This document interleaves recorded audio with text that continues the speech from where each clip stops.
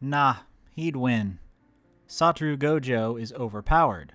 Even the villains of his universe agree on this. So how exactly can you make such a character interesting in the long term? Wouldn't it be boring if one character just shows up and takes everyone out in one attack? Oh yeah. Well, there's certainly exceptions to every rule, and Jujutsu Kaisen's Gojo is certainly one of them. Gojo is an overpowered character who doesn't break the story, but instead elevates it. He isn't just strong, he's the strongest. But what makes him compelling isn't just his techniques or even his raw power. It's how the show uses his power to explore themes of isolation, responsibility, and the cost of being untouchable. At first glance, Gojo feels like the anime equivalent of a flex. He's stylish, cocky, and effortlessly dominant in battle, giving off Dragon Ball Z levels of aura and casually dismantling enemies that entire squads struggle to contain. Just look at the guy. But beneath the swagger is a character who's deeply aware of what his strength means. Not just for himself, but for the world around him. Gojo's power is more than a get-out-of-jail-free card, even if it's played that way in many instances. It's a device to show hidden weaknesses in Jujutsu society, allowing the story to zoom in and ask, what happens when one person is too strong? How do you stay connected to others when no one can truly stand beside you? Gojo isn't just fighting curses, he's fighting the loneliness that comes with being unmatched. And that's where his writing shines, because instead of making him a deus ex machina, the story makes him a symbol of both hope and tragedy. He's the teacher who believes in his students more than the system does, the rebel who challenges tradition because he knows it's broken, and the friend who, despite his overwhelming power, is still able to mourn and show care for others. These factors allow him to be a complicated beast for villains and even the good guys to grapple with, his personality shining nearly as much as his formidable strength. But Gojo's strength doesn't make him invincible. It makes him vulnerable in ways that are harder to see. One of the most brilliant choices Jujutsu Kaisen makes is not placing Gojo at the center of the story. He's not the protagonist. He's a mentor and an ideal to be strived for. And that decision opens up the narrative in powerful ways. By keeping Gojo slightly removed from the main arc, the story allows characters like Yuji, Megumi, and Nobara to grow in his shadow, and not under his direct control. Gojo's presence looms large, but it doesn't dominate. Instead, it creates tension. What happens when Gojo can't be there? What happens when that safety net is gone? All these factors allow a deeper exploration into themes that would be impossible if Gojo were always front and center. He may be the Jujutsu world's ace in the hole, but he's also a reminder that even the strongest can be caged. And that's the trick to writing an overpowered character well. You don't just give them limits to their power, you give them limits to what they can do with their power. Gojo can win almost any fight, but he can't fix every problem. He can't protect everyone. And when he fails, the consequences are often devastating. His power becomes a burden, and not just a gift. And this tension acts like a barrier that's seemingly meant to keep him in check. Visually, Gojo's presence is magnetic.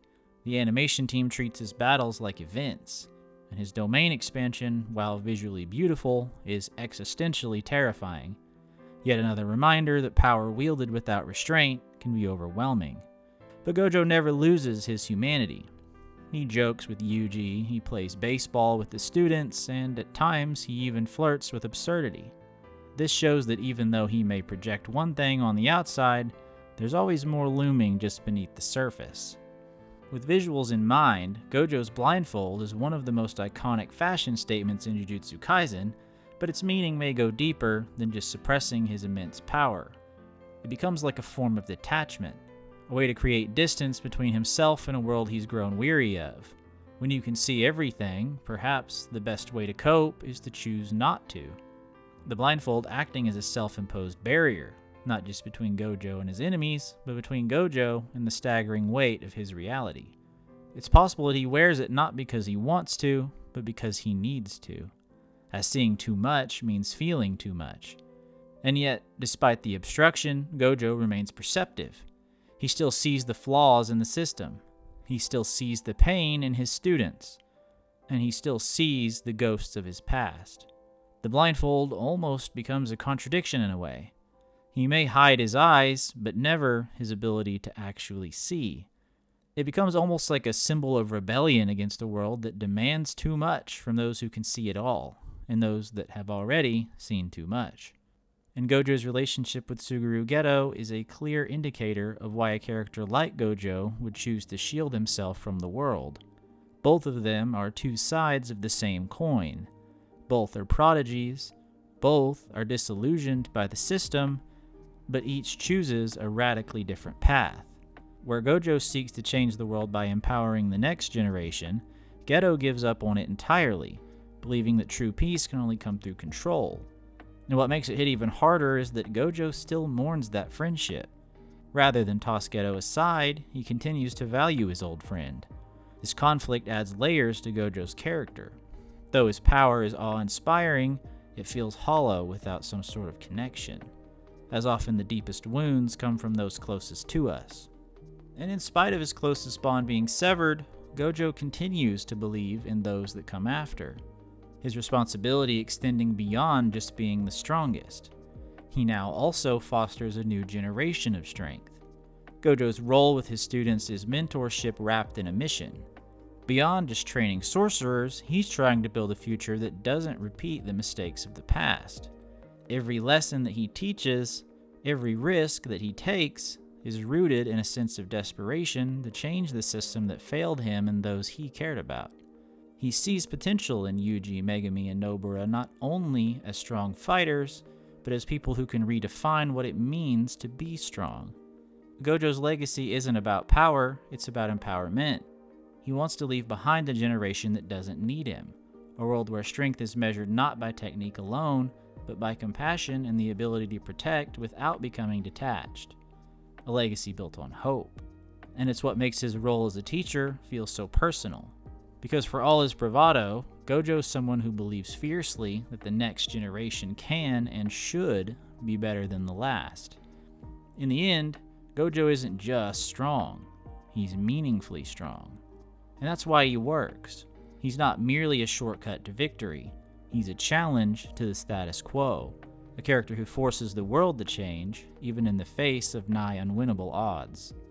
Whether you're drawn to his fight scenes, his philosophy, or just the sheer cool factor, Gojo reminds us that strength alone isn't always enough. It's what you do with it that defines who you are. If you stuck with me to the end and you enjoyed what you saw, then a like or a sub goes a long way for me. I appreciate the support since we just recently got over 4,000 subs, so y'all are awesome.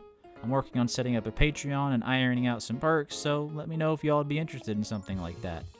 And with that said, I look forward to seeing you there, fellow anime lovers. Bye-bye for now.